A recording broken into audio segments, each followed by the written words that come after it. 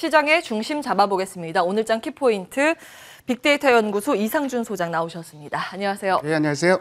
예, 먼저 화면으로 키워드부터 확인을 해보겠습니다. 오늘 보셔야 할 이슈는 바로 돌아온 바이오.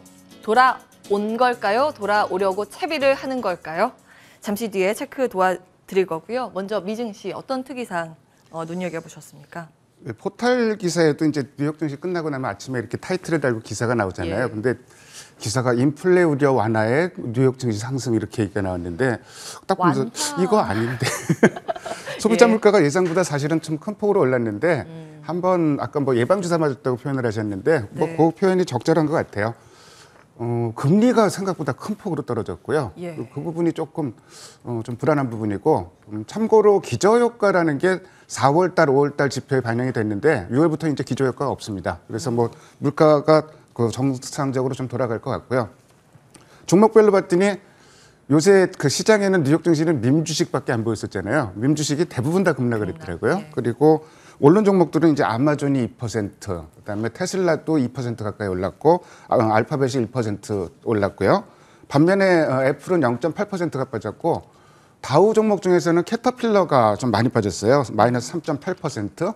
그리고 골드만삭스가 2% 이상 빠지면서 금융주도 대부분 약세를 보였습니다.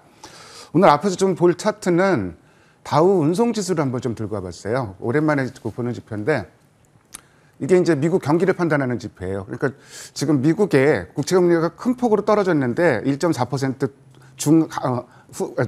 초반대로 지금 떨어졌습니다. 근데 이게 과연 시장의 호재일까? 사실은 실적 장세라는 거는 금리의 완만한 상승 하에 좀 발생을 하는 게 실적 장세거든요.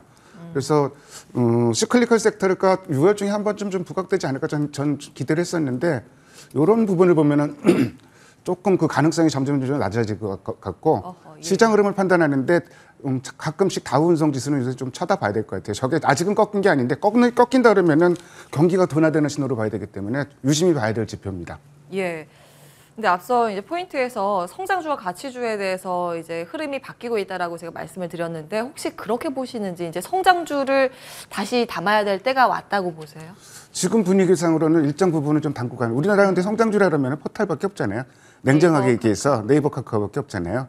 그런 맥락도 않지 않아요? 성장주라면 성장 여력이 있는 섹터. 그러니까 그 대형 기술주라는 거는 맥락에서는 우리나라에서는 그러니까 이 종목들이 다 그 코스피에 있긴 한데 미국의 나스닥 지수랑 거의 비슷한 움직임을 보이는 게 이 종목들이거든요. 예. 그 종목들은 어느 정도는 담고 가야 되고 시장 흐름이라는 것도 계속 변하니까요. 이쪽으로 완전히 넘어왔다 이렇게 판단하는 것도 아직은 좀 성급한 판단일 것 같아요. 조금 더 지켜보는 걸로. 예, 그러나 맞습니다. 네이버 카카오는 볼만하다. 예. 예, 어제 뭐 네이버 대단했죠. 뭔 일 있나 아침 싶을 정도로 예. 그쪽으로만 매수세가 들어오더라고요. 외국인 예. 많이 샀죠. 엄청 많이 수급지를 바로 샀어요. 확인을 해보겠습니다. 예. 뭐 네이버 카카오밖에 안 보였는데 카카오는 그 기관은 좀 팔았는데 외국인이 워낙 강력하게 샀고요. 쌍끌임에서 나온 게 이제 SK, 네이버 이런 종목들이 쌍끌이가 좀 강하게 나왔습니다.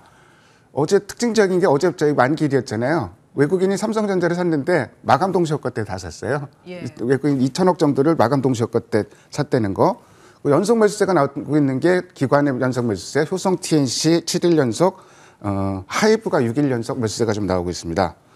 코스닥에서는 외국인들이 이제 바이오주 집중 쪽으로 산 게 좀 눈에 떠 있는데요.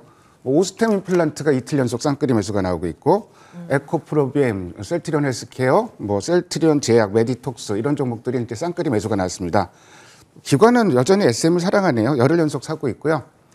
자, 수급 대장주로는 SK를 한번 좀 꼽아봤습니다. 어제 기관 순매수 1등 종목이고 이 종목이 연기금이 요새 열심히 삽니다. 엿새 연속 사고 있고 그다음에 거래가 어제 그 확증가하면서 이제 바닥권 탈출 시도를 보이고 있는데 어제 외국인은 비교적 강하게 샀는데 저 빨간 차트로 보이는 게 지금 외국인이거든요. 예. 외국인이 돌아서면은 좀 시세가 좀 날만한 종목으로 보여집니다. 자, SK 투자 포인트는 이거예요. 실적 잘 내놨는데 잘 내놓고도 주가가 굉장히 좀 많이 빠졌어요. 그 이유는 뭐냐면은 SK텔레콤의 그 인적 분할을 하는데 결국은 SK텔레콤 지주회사가 SK하이닉스를 밑에다 두고 거기가 이제 그 SK랑 합병을 하면서 가지 않겠느냐 이렇게 했었는데 시장에서 그거 갖고 욕을 많이 했었죠. 그래서 그게 무산되면서 그 부분 때문에 주가가 좀 굉장히 약세를 보였었는데 어제 이제 SK텔레콤 인적 분할을 공식적으로 발표를 했잖아요. 그러니까 이제 그 재료는 끝난 거예요. 그 재료는 생각하지 말고 실적만 보자 이런 얘기죠.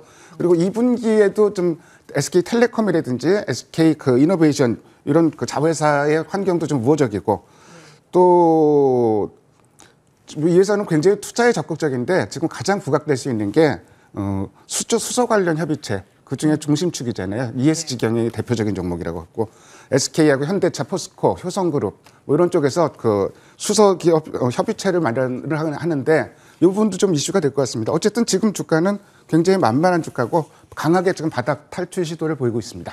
예, 여러 가지 주가를 억누르고 있었던 재료는 이미 이제 노출이 됐기 때문에 수급상 보면 SK는 볼만하다 이런 관점에서 수급 대장주로 찍고 시장에 대한 전략 세워보도록 하겠습니다. 바이오주 오늘의 키워드로 주셨는데요. 어떻게 보세요? 바이오주가 참 어려운 섹터 아닌가 싶어요. 그래서 아까 이제 방송하기 전에도 제가 그 말씀을 드렸었는데 제가 아는 한도 내에서만 얘기를 할게요. 그러니까 뭐 종목을 제대로 모르는데 뭐 이거 사라 팔아라 제가 판단하기는 좀 그 외람된 얘기 같아서. 그렇죠. 자, 그럼 왜 바이오주가 좀 부각이 됐는가? 틀에서 봐갖고 수급적인 흐름에서 먼저 접근을 해볼게요. 기관과 외국인이 코스피에서 매매를 안 해요. 사지도 않고 팔지도 않고 어제는 이제 만기일이니까 막판에 막 외국인은 7천억 사고 기관은 7천억 팔고 막 이런 흐름이 나오기도 했었는데 그런 흐름 말고 그 개인의 투자 비중을 살펴보면은 어제 마감 동시효과 전에 딱 봤더니 이번 주 들어서 어제 마감 동시효과 전까지 개인의 코스피 매매 비중이 70%가 넘어갔어요. 그리고 그러다 보니까 개인 외국인은 매매를 잘 안 하는 편이었고 그리고 코스닥은 반면에 좀 거기에 이제 그 비중 변화가 별로 없고 특히 외국인이나 기관이나 이틀 연속 사는 업종이 없습니다. 이틀 연속 사는 업종이 딱 한 업종이 있어요. 나흘 연속 사고 있는 각자 나흘 연속 사고 있는 게 서비스 업종.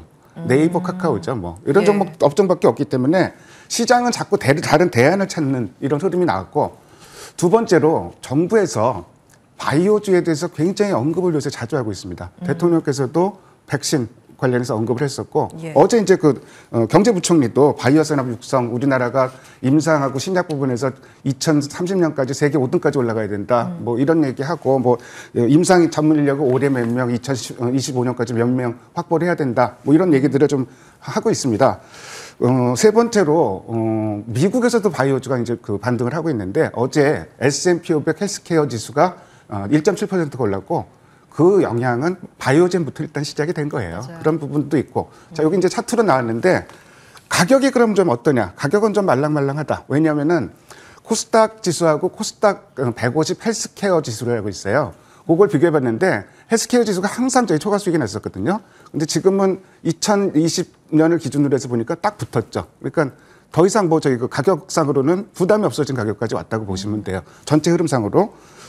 그리고 바이오주 하면은 또 우리가 또 항상 또 거슬리는 게 있죠. 공매도입니다. 그러니까 5월 공매도 재개되면서 뭐 공매도 가는 종목 막 여러 종목 나왔는데 결국 바이오였어요. 그래서 공매도가 재개되면서 가장 공격을 받았고 그것 때문에 사실은 그 5월 이후 바이오주가 굉장히 좀 크게 조정을 받았었거든요.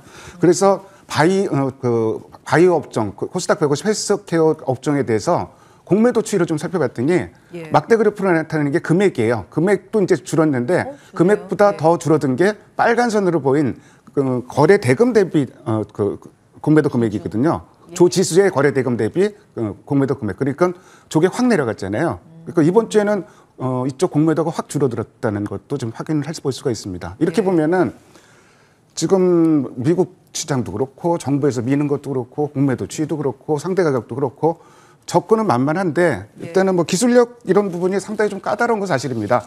그래서 한 닷새 동안 좀 수급을 봤는데 코스닥 150 헬스케어 업종 시가총액 상위 10개 종목 정도를 봤는데 대장주인 셀트리온 헬스케어가 뭐 일단 쌍끌이 매수가 나오고 있고 그리고 신약이랑 관계없는 회사들이 수급이 일단은 좋아요. 휴젤이라든지 오스템 임플란트 그리고 어제 쌍끌이가 나온 종목이 셀트리온 헬스케어, 셀트리온 제약, ST팜, 매드팩토 뭐 이런 종목 정도입니다. 수급만으로 보면은 뭐 오스템 임플란트나 이런 종목들이 눈에 탁 들어오는데 또 바이오주는 또 그런 것만으로 움직이는 종목이 아니기 때문에 각자 뭐 좀 판단해 보시고 전체적으로 좀 바이오주가 올라갈 자리는 조금 더 있지 않나 이렇게 좀 보여집니다. 뭐 계속해서 이제 뭐 전략 말씀드리면은 어제 참 되게 불안불안했어요. 요새 하도 인덱스 매매들을 많이 했고 근데 좀 무난히 지나갔는데 여전히 고민은 남습니다. 외국인 기관이 만기 이후에 어떤 그 패턴 변화를 보일지.